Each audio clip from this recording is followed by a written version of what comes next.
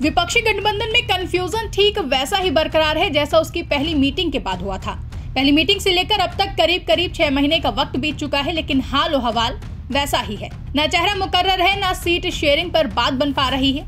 ऐसे में बड़ा सवाल यही है कि क्या इंडिया गठबंधन चुनाव तक एकजुट रह पाएगा।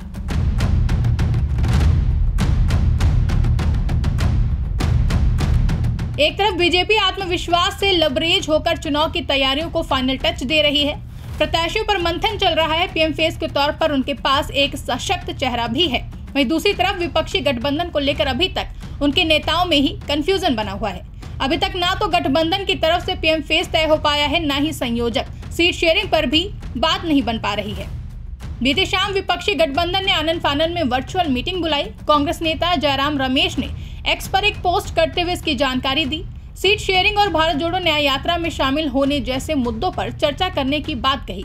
लेकिन आपको याद होगा कि 19 दिसंबर को हुई मीटिंग में भी सीट शेयरिंग पर चर्चा की बात सामने आई थी, लेकिन 25 दिन बीत जाने के बाद भी बात नहीं बन सकी। 19 दिसंबर की मीटिंग में खड़गे का नाम पीएम फेस के लिए प्रस्तावित किया गया और हंगामा हो गया। गठबंधन को शुरुआती आधार देने वाले नीतीश कुमार नाराज भी दिखे। अब कहा जा रहा है कि आज की मीटिंग में नीतीश कुमार को संयोजक बनाया जा सकता है, लेकिन सवाल फिर भी वही रहेगा कि पीएम पद का ख्वाब पाले हुए नीतीश कुमार क्या केवल संयोजक बनकर संतुष्ट हो जाएंगे।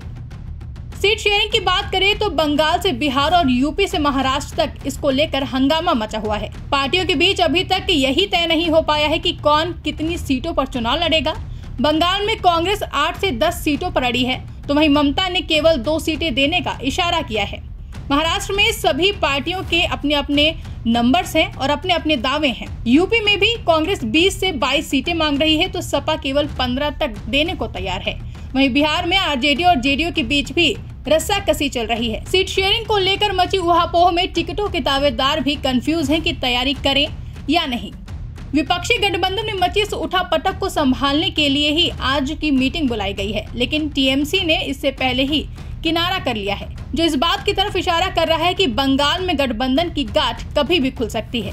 अन्य राज्यों में भी सीट शेयरिंग पर सभी दलों की सहमति बन पाना मुश्किल सा लग रहा है। ऐसे में सवाल ज्यों का त्यों बना हुआ है कि चुनाव तक विपक्षी गठबंधन एकजुट रह पाएगा।